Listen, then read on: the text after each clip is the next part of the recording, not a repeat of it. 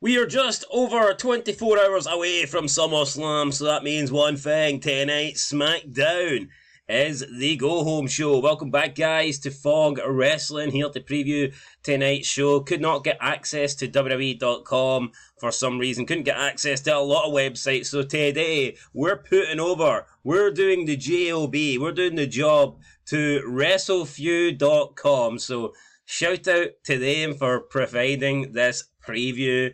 And I'm not blaming them, but the preview looks like shit anyway, so, I mean, it is what it is. It's not their fault, right? It's not their fault. SmackDown sucks. It's Triple H's fault. Now, tonight we are in Cleveland, Ohio, the hometown of Logan Paul, apparently. Also the hometown of The Miz, but he will not be here tonight because he's a Raw guy. Not that they really care about the brand split, but he just won't be here tonight. I guess he's too busy doing something else. And also, Ric Flair was posting on Instagram that The Miz is second to only John Cena in WWE history, but he never really, he never described exactly what he was second to, or like what category he was second in. And it's like, Ric Flair, you can't say that The Miz is the second best ever without like diving in. You need to elaborate, surely. No, he doesn't need to elaborate. I think The Miz is very good though at hosting things. He's done it quite a lot. He's a good spokesperson for the. He's a people man. It might have been that. It might have been like media wise. He's like the second best guy to push the company, promote the company behind John Cena. But I probably would say second best. But that just didn't really happen back in the day. You know, it didn't really work like that. No, it was definitely the PG era that created that, and then Triple H is just. He's looking for that ball, the Hail Mary, man, every time. Oh, let's do a kickoff event every show. It's actually pathetic. And then the whole, oh, well, when we come to your neck of the woods, you're going to get Smackdown, then the pay-per-view. It's fucking cringe. Yeah, I think kickoff shows should only be for, like, you know, big events. If you do them for every, like, premium live event, then it kind of waters it down. Also, lately, we've seen Smackdown, and I believe SummerSlam is taking place in Cleveland, so obviously this is taking place in Cleveland. We've seen it with France, we've seen it with Glasgow, we've seen it with Canada. Every time we get to a premium live event now, the SmackDown beforehand is also in that country, and it's like, in that arena? It's cheap, you know. They basically use SmackDown now as like the new pre-show. SmackDown is like a pre-show for the premium live event, and I mean, SmackDown should never be viewed as a pre-show. But that's what we're getting tonight, and what we're also getting is 2 tag team title matches. And if this didn't tell you that they don't care about the tag team titles, then I don't know what to tell you. You've got 2 sets of tag titles. Neither one has been defended on a premium live event that didn't have a home person in it. So, I mean, yeah, the tag titles were defended in Glasgow, but that's purely because they wanted to give the Scots a win since McIntyre wasn't winning. The men's tag team titles, neither the Raw nor the SmackDown tag team titles have been defended on any show since, I believe, WrestleMania Backlash. I think the Judgment Day might have defended the belts on that. Or maybe they didn't and they were just in a tag team match. Actually, I don't think they did. I don't think they did, but yeah, I mean, it is literally just here, go home show, we'll put yous all on it. And in terms of the tag titles, they are fucking, you always talk about Vince McMahon buried tag team wrestling. Fucking look at tag team wrestling under McMahon in his heyday. Oh, he killed it from the 80s. If you think the 80s has better tag teams than like the late 90s, early 2000s, I don't know, I've got to fucking say it. Look at it now, man. DIY. No, look at the state of this match. Let's actually look at it, right? I would cut my own head off if DIY retained these tag titles. Yeah, I'd be pretty shocked, so we will see what happens. But again, like I said, titles just haven't been defended. I can't really recall Backlash. Did Truth and The Miz defend the belts at Backlash? I mean, they might have, but since then there's been no male titles, tag team titles defended at a premium live event, and that shows you what they think of the tag team titles. And instead, they put the tag team titles on these go-home shows, and we're supposed to pretend that they matter. I mean, they fucking don't matter. So tonight, we have Johnny Gargano and Tommaso Ciampa, DIY, the champs, defending against Bloodlines, Tama Tonga, and Jacob Fatu. We also have the women's tag team champions, Alba Fire and Isla Dawn, defending against Bianca Belair and Jade Cargill.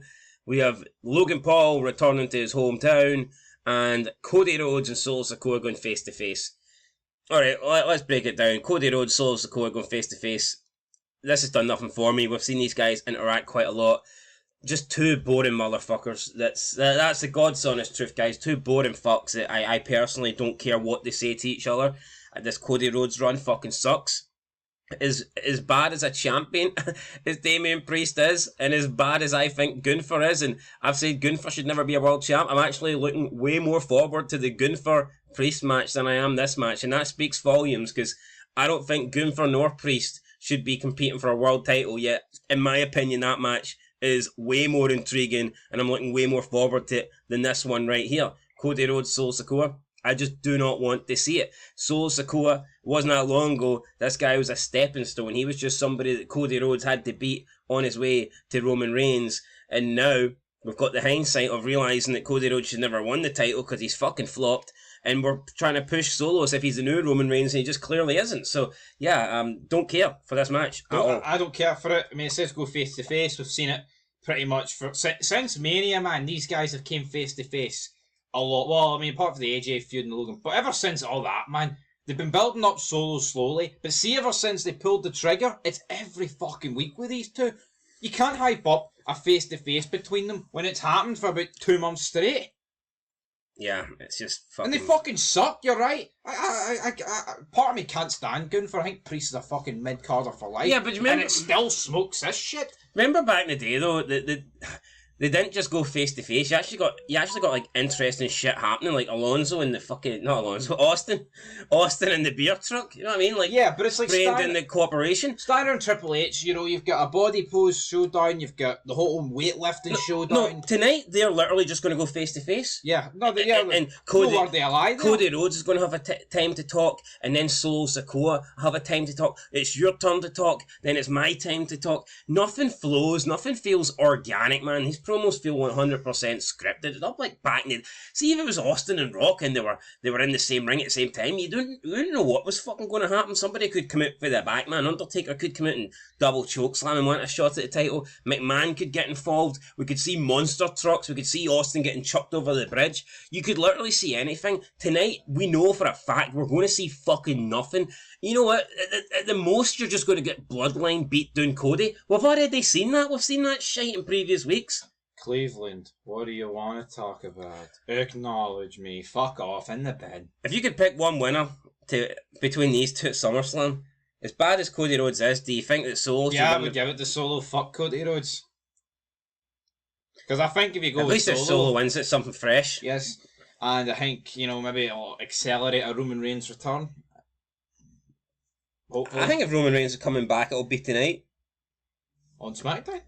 No, I mean tomorrow night at the pay-per-view. On SmackDown! Yeah, I think it'll be tomorrow.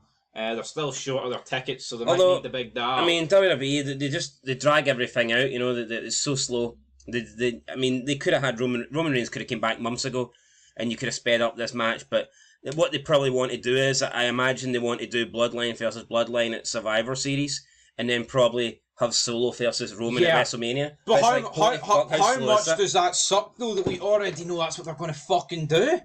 See that Bloodline versus Bloodline? That has literally been on the card since The Rock returned in fucking January. Yeah, and people wanted Roman and The Rock to be leading the Bloodlines, not fucking Roman versus Solo Sikoa.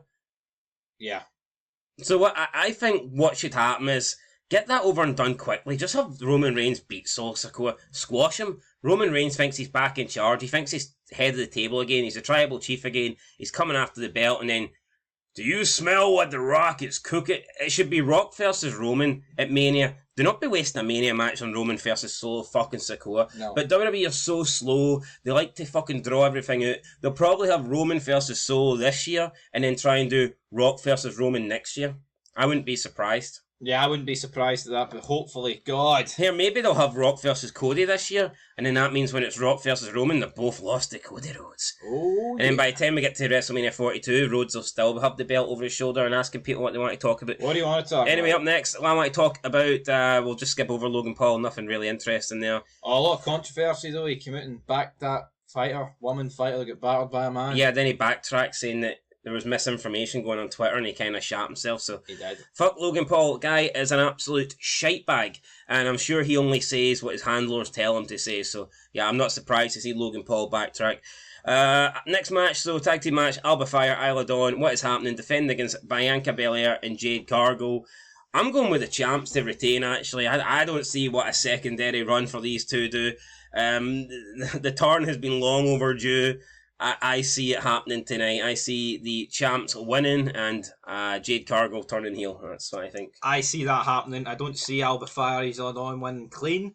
So, yeah, it's going to have to be dirty via turn, and I think Jade makes much more sense than Bianca. So I'm going to go with the Scots to win.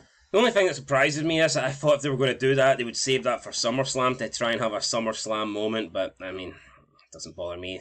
Neither of these four deserve to be on SummerSlam. It doesn't bother me. Up next, we've got the Bloodline challenging DIY. I'm going with the Bloodline to win. This Gargano Ciampa reign's been fucking god awful. Would I be surprised if they only won the belts so that the Bloodline could defeat a face team for the belts rather than defeat, downtown down or whatever? Why is this match not on the pay-per-view, right? And before you answer, it's a rhetorical question, because is it because DIY fucking suck? Because I think if this was the Usos, they would be on the main card. Is it just because the Bloodline, aka Tammy Tonga and Jacob Fatu, are just not worthy of a SummerSlam match? Probably. Well, you seen fucking Jacob Fatu? Oh no, wait, is it Jacob Fatu in it? Yeah.